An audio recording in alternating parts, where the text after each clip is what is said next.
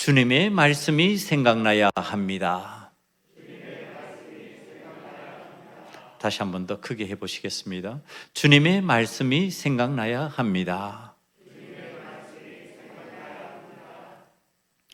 오늘 장면을 보니까요, 베드로가 주님의 말씀이 생각나서 눈물의 회개로 자신의 이전 신앙을 뒤집어 버리는 일이 생겼습니다. 이 통곡한 회개로 인하여서 그 마음에 부활의 주님이 찾아오시자 비로소 십자가의 길을 따라가는 진정한 그리스도인이 되었다라고 하는 사실 우리는 결론적으로 이미 알고 있습니다. 그러면서 이제 제가 이 말씀을 준비하면서 말씀을 묵상해 보는 거예요.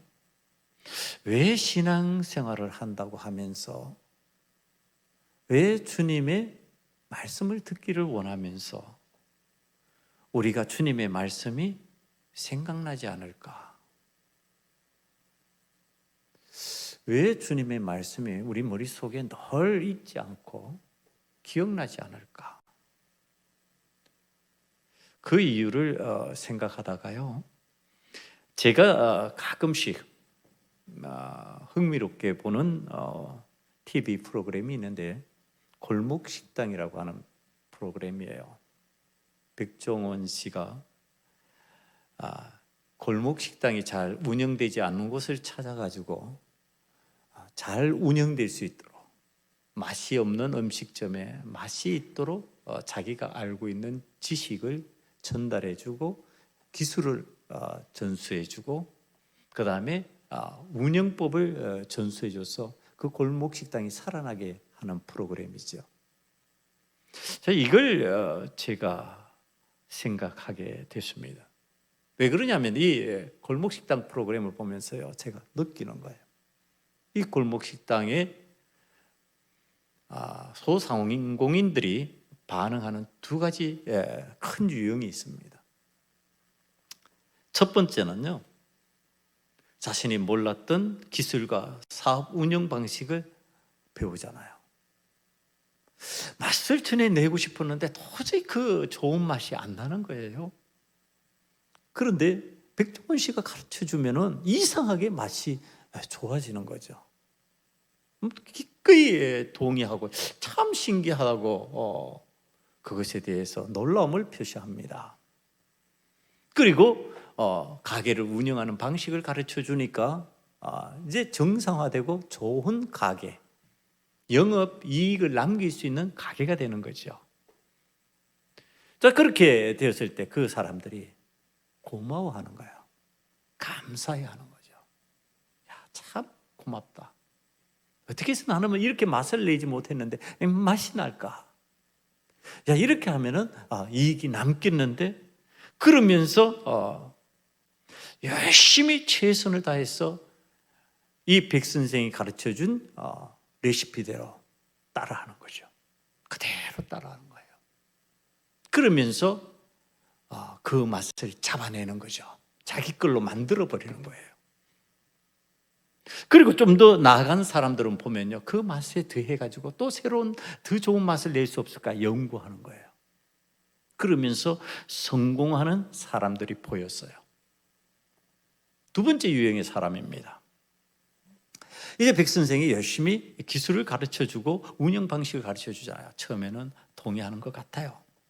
끄덕이면서 꽤 괜찮네. 근데 그 마음에 감사와 고마움이 없어요. 마치 자신이 운이 좋아서 그 프로그램에 선정된 것처럼 그냥 그 프로그램에 따라가는 거죠.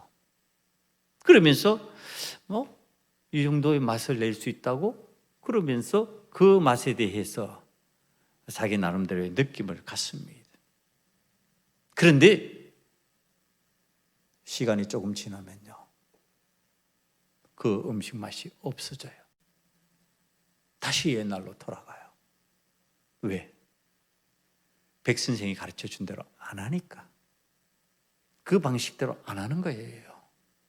뭐 별 차이 없는데, 뭐 3번 넣는 거나 4번 넣는 거나 한 번 더 넣는데 3번 넣고 2번, 한 번 정도 덜 넣는데 뭐. 자, 이런 겁니다. 사실은 그 맛의 미묘한 차이는 그 작은 차이인데 그것이 맛을 있게 만들고 맛 없게 만드는 내용인데 지금 그걸 안 따라 하는 거죠. 자기 하고 싶은 대로 하는 거죠. 자기 기분대로 하는 거죠. 그러면서 백 선생의 명성과 방송의 선전 효과만을 노립니다. 그러다가 본래의 맛으로 돌아가요. 아니, 형편없는 옛날에 장사 안 되던 그 내용대로 그대로 돌아가 버립니다. 그러면 자, 이러한 구조의 틀이 왜 생길까? 왜 한쪽은 성공하고 한쪽은 옛날로 돌아가서 실패해 버릴까? 생각해 보는 거예요. 그 기준이 뭘까? 그 속에는요, 감사하고 고마워하는 마음이 있으면요, 가르쳐 주는 것을 반복해서 제대로 하려고 무진의 애를 쓰는 거죠. 감사하고 고맙지 않고 별거 없다고 생각하면요, 그것을 따라하려고 하는 마음이 별로 없어요. 그리고 나도 되겠지, 이만큼 하면 되겠지 하는 거예요. 감사하고 고마워하는 사람은 이만큼 해도 잘 안 되겠구나, 나에게 이것을 가르쳐 준 분이 누가 되지 않도록 내가 열심히 해서 그의 명성을 더럽히지 않아야지, 그 프로그램을 내가 값없이 만들지 말아야지, 그러면서 정말 애쓰고 힘쓰는데 애쓰고 힘쓰지 않는 거죠. 여러분, 성공과 실패의 밑바탕에는요, 감사와 고마움이 깔려 있었어요. 그러니까 기억해내고 기억하고 반복하고 또다시 그것을 자기의 것으로 만들어버리는 엄청난 수고를 감수하는 거였어요. 그것이 성공이었어요. 신앙생활의 성공이라고 하는 것은 무엇일까요? 우리 신앙생활도 예수님의 말씀이 나를 살리신 말씀으로 받아들이고요, 예수님의 말씀이 너무너무 고맙고 예수님의 말씀이 너무너무 감사하고 그 말씀으로 내가 살았다고 생각하니까, 내가 구원받았다고 생각하니까 내가 이제 그 예수님 따라서 한번 살아봐야지, 예수님 가르쳐 주신 대로 한번 살아봐야지, 이렇게 하면은요, 주님의 말씀이 기억되게 돼 있어요. 그런데 들어도 뭐 그런 거지, 뭐 사는 게 다 그런 거지, 뭐 별거 있나? 너나 나나 똑같지 않나? 뭐 그것에 대한 감사와 고마움이 없으면요, 말씀을 들어도 말씀이 안 남는 거예요. 여러분, 예수님께서 우리들에게 말씀을 주실 때에 과연 어떤 말씀을 주세요?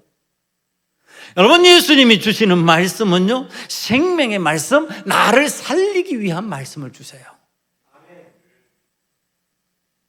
나를 망하게 하고 나를 멸망시키기 위한 말씀 주시지 않아요. 그건 마귀가 주는 거예요. 예수님이 오늘 또 제자들에게 말씀을 주십니다. 예수님을 판 가룟 유다도 있고요, 예수님의 열성적인 제자 베드로도 있습니다. 예수님은 가룟 유다의 마음을 이미 아시지요. 베드로의 마음도 아십니다. 그런데 다른 말씀 주시냐? 안 해요. 동일한 말씀 주셔요. 동일한 유형의 말씀을 주셔요. 어떤 유형의 말씀? 그들을 살리기 위한 말씀을 주십니다. 그 살리기 위한 말씀에 관한 이야기가 누가복음 22장 21절 이하를 보면 제자 가룟 유다와 베드로에 관한 예수님의 말씀이 우리들에게 들려집니다. 21절을 보니까요, 그러나 보라, 나를 파는 자의 손이 나와 함께 상 위에 있도다. 인자는 이미 작정된 대로 가거니와 그를 파는 그 사람에게는 화가 있으리로다 하시니 그들이 서로 묻되 우리 중에 이 일을 행할 자가 누구일까 하더라. 베드로와 같은 사람에게는 안 할 말씀 같잖아요. 가룟 유다에게만 하실 말씀, 부정적인 말씀, 참 마음에 별로 편치 않은 말씀을 하신 것 같잖아요. 그럼 베드로에게 하신 말씀 한번 보실까요? 31절부터입니다. 시몬아, 시몬아, 보라, 사단이 너희를 밀가부듯 하려고 요구하였으나 그러나 내가 너를 위하여 내 믿음이 떨어지지 않기를 기도하였노니 너는 돌이킨 후에 내 형제를 굳게 하라. 그가 말하되 주여, 내가 주와 함께 오게도 죽는데도 가기를 각오하였나이다. 이르시되 베드로야, 내가 내게 말하노니 오늘 닭 울기 전에 내가 3번 나를 모른다고 부인하리라 하시니라. 여러분, 내용이 어떤가요? 가룟 유다에게, 자, 지금 나를 파는 자의 손이 나와 함께 상위에 있으니 그 파는 자는 화가 있다. 팔지 말아라. 화가 임한다. 지금 그렇게 말씀하시는 거죠. 그럼 베드로에게는요, 우리가 알고 있는 베드로라면 칭찬해야 될 것 같잖아요. 그런데 이렇게 말씀하시는 거예요. 시몬아, 시몬아, 보라, 사단이 너희를 밀가부듯 하려고 한다. 너 밀가불듯 까불어 버리려고 한다. 너 마음대로 조종하려고 한다, 사단이. 그러니까 베드로가, 아니, 나 죽기를 각오하고 오게도 주님 뒤를 따르겠습니다. 주님 죽는데도 따라가겠습니다. 그러니까 베드로야, 너 나 3번 배반할 거야, 부인할 거야. 아주 부정적인 말씀이에요. 여러분, 지금 저희 우리가 이 말씀을 들으면서 생각할 수 있는 게 뭐예요? 가룟 유다에게는 저주의 말씀을 하시고 베드로에게는 축복의 말씀을 하셨나요? 아니에요. 동일하게 부정적인 말씀이에요. 가룟 유다야, 너 화를 당할 수 있어. 지금 그러고 말씀하시고, 베드로야, 너 나 배반할 수 있어. 지금 이렇게 말씀하시는 거예요. 같아요, 내용상. 지금 잘했다, 수고했다, 그런 식의 격려와 위로와 평안을 비는 말씀이 아니에요. 너 이런 모습이야. 너 이렇게 하면 망할 수 있어. 그런데 그 말씀은 어떤 말씀이야? 그걸 듣고 회개하면 살 수 있는 말씀이에요. 가룟 유다가, 어이구나, 이거 화를 당하는 일이구나, 주님을 판다고 하는 거. 내가 왜 이 생각을 했지? 왜 내가 이 마음을 품었을까?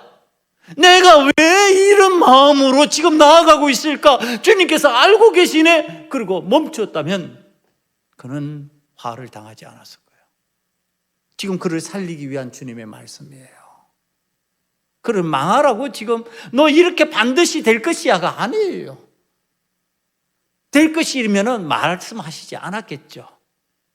지금 가르쳐 주시는 것은 기회를 주시는 거예요. 항상 말씀이라는 것은 기회를 의미하는 겁니다. 지금 말씀이 들린다? 기회가 내게 왔다는 뜻이에요. 지금 가룟 유다에게 기회가 온 거예요. 회개할 기회가 온 거예요. 베드로에게 자기를 돌아보고 회개할 기회가 온 거예요.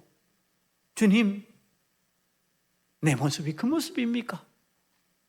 내가 주님 보시기에 그런 모습입니까?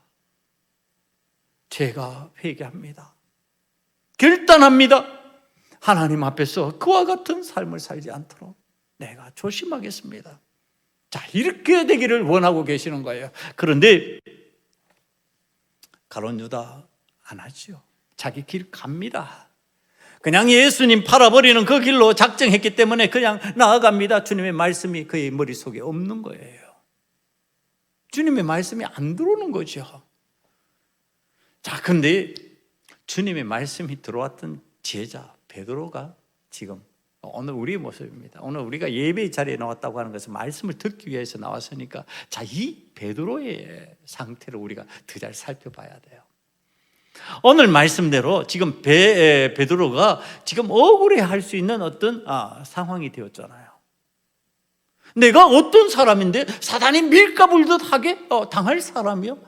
나 그런 삶을 안 살았는데, 이때까지 내가 그렇게 살아본 적이 없는데, 나는 불같이 주님을 따르는 사람인데, 주님을 믿고 나아가는 사람인데, 어떻게 예수님을 팔아버리는 사람하고 비슷하게 지금 말씀을 하실까? 베드로가 이런 마음이 들었을 거야. 그래서 거기에 대하여서 베드로가 자기를 표현하는 방식이에요.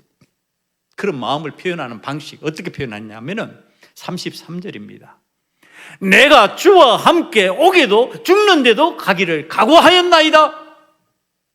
주님 무슨 말씀이세요?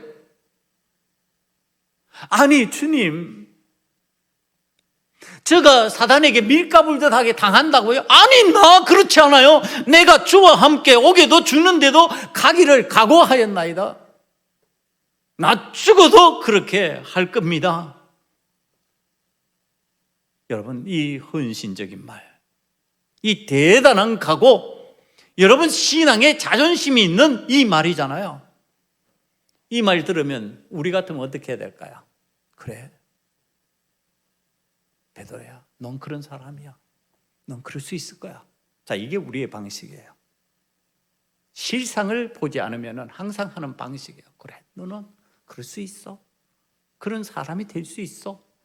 저기 우리가 기대하는 주님의 말씀이에요. 그렇게 우리 이렇게 표현하면 나 죽어도 주를 향해서, 나는 옥에 갇혀도 고난을 당해도 주를 향해서 갈랍니다. 그렇게 살 거예요. 주님, 난 그런 사람이 되고 싶어요. 그러면 주님, 그래, 넌 그럴 수 있어. 이런 말 듣기를 원하잖아요. 저도 마찬가지. 그런 마음을 듣는 게 좋아요. 근데 우리 주님 그렇게 말씀하시지 않으세요. 베드로 향해서 이렇게 말씀하십니다. 내가 3번 나를 모른다고 부인하리라. 한 발자국 더 나간 거예요. 밀가불듯 하는데 거기에서 네가 밀가불듯 해서 그 다음에 어떻게 되느냐? 3번 나를 모른다고 부인하는 사람이 될 것이다. 배반하는 배반자가 될 것이다. 지금 그러시는 거예요. 1번, 2번, 3번 완전한 배반자, 진짜 배반하는 사람이 되어버릴 것이다. 여러분, 지금 이 말씀을 들으면서 어떤 생각을 하십니까? 주님이 진짜 우리 주님께서 제자 베드로가 너 배반자가 되어서 끝나버리라, 인생 끝나버리라, 지금 그 말씀 하시냔 말이에요. 그거 아니잖아요. 충격요법이에요. 충격을 주는 거예요. 충격 주시면서 너 정신 차려. 너 정신 바짝 차려야지. 안 그러면은 이 일 당하고 넌 끝나버리는 거야. 여러분, 이 충격적인 말을 들으면서 제자 베드로의 머릿속에 이 말씀이 기억이 됩니다. 닭 울기 전에 3번 나를 배반할 것이다. 충격받았잖아요. 완전 충격받은 이 베드로가 어떤 마음으로 지금 주님을 바라봤을까? 기가 차고 맥이 풀리는 거죠. 그러나 그의 마음에는 이 말씀이 아마 남아 있었을 겁니다. 자, 여러분, 이 충격적인 말씀을 듣는 이 베드로가 오늘 예수님을 멀찍이 따라가다가 예수님을 모른다고 부인하는 장면이 드디어 등장을 합니다. 그런데 우리가 충격적인 예수님의 말씀인 배신의 선고를 들은 베드로가 나는 배신자가 되지 않을 것입니다 하고 더욱 항변하듯이 움직였던 사건이 있다는 것을 기억할 필요가 있어요. 베드로가 주님 말씀대로는 안 될 거예요. 주님 말씀같이 나는 안 할 겁니다. 그러면서 항변하듯이 나는 밀가불듯이 당하지 않고 나는 배신자가 되지 않을 거예요. 그러면서 했던 일, 우리가 잘 알고 있던 내용, 50절에 예수님을 잡으러 무리 중에 대제사장의 종인 말고의 쳐서 떨어뜨린 사건이 생깁니다. 여러분, 칼을 빼서 용감하게 휘두르면서 나 주님을 이렇게 따르는 사람입니다. 나 주님의 제자입니다. 여러분, 이때만 해도 주님의 말씀을 기억하고 있는 베드로로 보입니다. 그렇잖아요. 너 날 배신할 거야. 그게 충격으로 와닿았으니까 나 배신 안 할 거야. 자, 보세요. 나 칼 빼내서 지금 이 칼로 제 대제사장의 종의 귀를 칠 수 있어요. 그런데 이런 상황에 베드로가 왜 갑자기 예수님을 모른다고 부인하고 예수님을 나는 전혀 상관없는 사람이라고 말하는 지경까지 떨어져 버렸을 거예요. 그러면 이게 이상하잖아요. 그렇게 용감했던 베드로, 그렇게 담대했던 베드로, 그렇게 주님의 말씀대로 되지 않을 것이라고 보여주려고 했던 그 베드로가 왜 이렇게 나약하게 여종이, 한 작은 여종이 당신 예수님의 제자 맞지? 그런가? 아니라고. 손사래를 치면서 거짓말을 하는 지경에 떨어졌을까?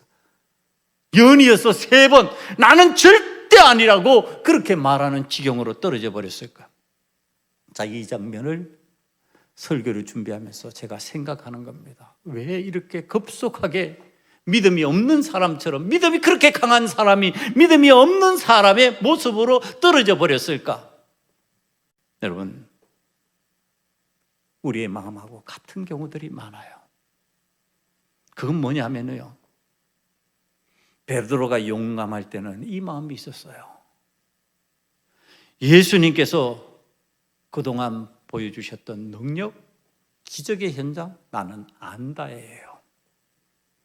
예수님이 기적을 베푸셨는데 병자가 고침을 받고 죽은 자가 살아나고 수많은 무리들이 모여 있을 때 축사를 하시고 그것을 나누어 주시니까 5,000명이 배불리 먹고 남은 것이 12강줄이고 상상도 할 수 없는 일들이 나왔어요.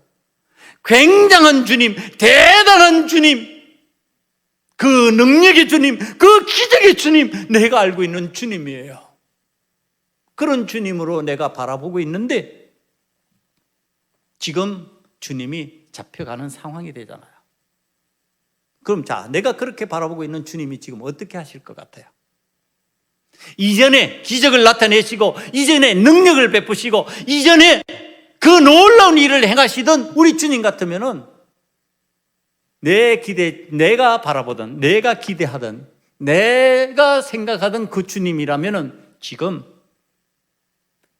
잡으러 온 무리들 순식간에 제거해 버릴 수 있어요. 순식간에 없애버릴 수 있어요. 자, 그게 배경이에요. 지금 칼을 휘두르는 배경이에요. 내가 이렇게 선수를 치고 나가면 우리 주님께서 이제 기적을 나타내실 거야, 이제 능력을 나타내실 거야, 이제 놀라운 일이 생길 거야. 안 생겨요. 십자가의 사건은 내 뜻대로 되는 것이 아니고 하나님의 뜻대로 되는 사건이에요. 하나님의 뜻대로 되는 사건이니까 내 생각대로 진행이 안 돼요. 기적이 일어나고 능력이 나타나서 거기 있는 무리를 싹 없애버리고, 그리고 우리가 이 세상을 접수하고 이 세상을 내 마음대로 이끌어 나가는 상황이 될 것이다 생각했는데 그 상황 안 생겨요. 급속도로 꼬꾸라지는 거예요. 여러분, 우리의 믿음이 혹시 이런 믿음이 아니냐는 거예요.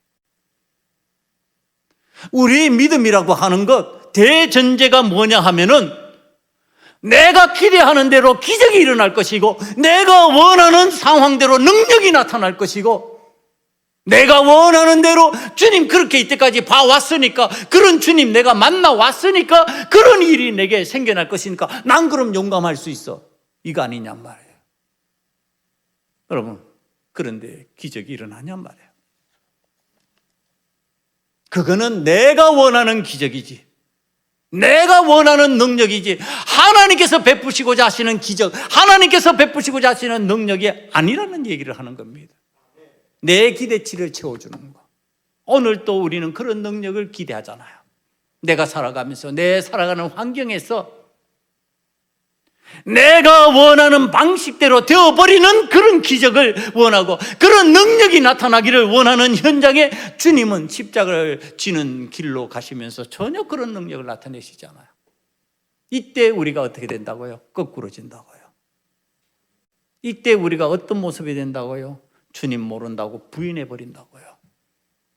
나 주님하고 상관없어. 주님 나의 주님 아니야. 나 주님이라고 부르면 손해보는데 나 손해 못 봐. 손을 휘젓는 상황이 되어버리는 겁니다. 여러분, 우리의 믿음의 전제가 도대체 뭐라는 거예요? 지금 내가 용감하고 내가 믿음 있는 사람처럼 움직이는 대전제가 뭐냔 말이에요. 위기에서 나를 건져내실 것이고, 옥에 갇힌다? 그럼 건져내실 것인데 뭐. 베드로가 지금 그래서 옥에 갇혀도 이렇게 표현하는 거예요. 죽을 건데? 아니, 죽음에서 건져주실 거니까. 그런 주님이니까 내가 주님 끝까지 따르겠습니다. 지금 이렇게 되는 거죠. 그런데 그 주님이 포로로 잡히고 그 주님께서 십자가 지는 길로 가니까 여러분 나약해지는 거죠. 부인하는 거죠. 배신해버리는 거죠. 나의 필요를 채워주는 주님이 아니었어요. 내가 원하는 방식대로 나에게 역사하시는 주님이 아니었어요. 우리 주님은 하나님의 뜻을 따르고 계셨어요. 하나님께서 원하시는 방식대로 하고 계셨어요. 전 인류를 구원하시기 위해서 내가 원하는 대로가 아니라, 내가 원하는 방식이 아니라 하나님께서 원하는 방식대로 구원하시기 위해서, 하나님 원하시는 방식대로 많은 사람들을 살려내시기 위해서 십자가의 길로 가시고 계시는 거예요. 여러분, 이때 우리에게 나타나는 일반적인 신앙의 현상, 그걸 바로 베드로를 통해서 보고 있는 겁니다. 나의 앞에 계신 주님, 십자가의 죄인의 모습으로 무기력하게 등장하시는 주님, 그 주님 때문에 내 기억 속에 말씀이 사라져버렸습니다. 말씀이 기억날 때는 언제였어요? 능력이 나타날 때, 기적이 이루어질 때, 그때는 말씀이 막 샘솟듯이 하는 것 같아요. 그런데 지금 고난이 다가오고 십자가의 사건이 일어나고 힘들어지니까 말씀 싹 사라져버린 거예요. 말씀 사라져버리니까 기억 속에 사라져버린 그 말씀 때문에 어떤 현상이 나타나냐? 부인하는 거죠. 다 굴리기 전에 3번 나를 부인하리라, 그 말씀이 머릿속에 남아 있었다면 못했을 거예요. 부인 못했을 거예요. 지금 그 말씀이 없는 거예요. 사라져버린 거예요. 왜 사라져버렸을까요? 내 생각대로, 내 뜻대로 안 되니까 말씀이 사라져버린 거예요. 여러분, 내가 기대했던 주님의 말씀의 능력, 기적의 말씀이지 십자가의 고난의 말씀이 아니었기 때문에 그 말씀이 사라져버린 거예요. 그러니까 대제사장의 뜰에 있던 여종이 이 사람도 그와 함께 있었느니라 하니까, 아니라, 그를 모른다, 내가 하는 말을 도무지 알지 못하겠노라, 이렇게 말하는 겁니다. 이때 닭이 웁니다. 여러분, 닭이 울었다 이렇게 표현하는데 짐승이 울었다예요. 짐승이. 사람 아닌, 사람을 통해서 우리는 말을 듣게 되어 있잖아요.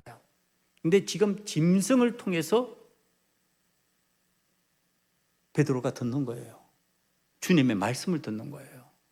닭 울기 전에 3번 나를 모른다고 부인하리라. 닭이 울리니까 그 말씀이 들리는 거예요, 지금. 여러분, 이것이 우리의 신앙적인 모습일 때가 많이 있다고 하는 거예요. 왜 사람이 하는 말은 못 듣고 짐승이 울어야 들리는 현상이 생겨버릴까? 하나님의 말씀은 사람들을 통해서 전달되게 되어 있는데 이제 하나님의 말씀이 짐승을 통해서 전달될 수밖에 없는 배신의 자리로, 그 나락으로 왜 떨어져 버릴까? 여러분, 주님의 말씀을 기억하지 않으면 이런 비참의 자리에 떨어지는 거예요. 영광의 주님, 기력을 일으키시고 능력을 베푸시는 주님을 향하여 사람들이 환호하면 말씀이 잘 기억이 나는데 사람들이 발걸음 다 돌리고 외면하고 조롱하고 비웃으면요, 말씀이 기억이 안 나는 현상이 생겨버리는 거예요. 왜? 우리의 마음이 그런 주님을 원하고 있지 않기 때문에 그래요. 그런 주님을 의식적으로 내가 자꾸 내 삶에서 잊어버리려고 하는 거예요. 여러분, 이때 주님의 말씀을 잊어버린 자 어떻게 되는지 우린 기억해야 돼요. 가룟 유다는 잊어버린 채로 그냥 자기의 길로 갑니다. 예수님을 팔아버리고 자기가 하고 싶은 대로 합니다.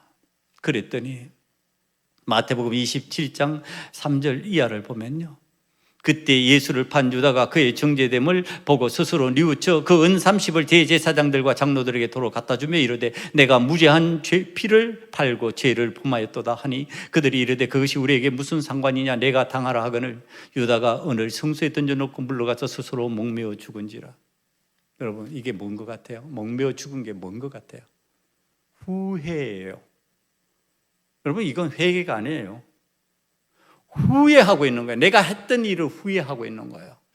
회개는 돌이켜보고 고쳐버리는 거예요. 그 방식으로 살지 않도록 결단하는 거예요. 후회는요, 그냥 내가 그것을 기억하면서 그리로 가는 거예요. 가룟 유다는 자기가 가고 오는 길로 계속 가는 거예요. 주님의 말씀을 듣고서 돌이키는 것이 아니라, 돌아오는 것이 아니라 자기 가는 길로 계속 죽음의 길로 가버리는 거예요. 그런데 베드로는 닭이 울 때 어떻게 했어요? 통곡을 합니다. 여러분, 주님의 말씀이 기억나면서 통곡하는 은혜가 그에게 임합니다.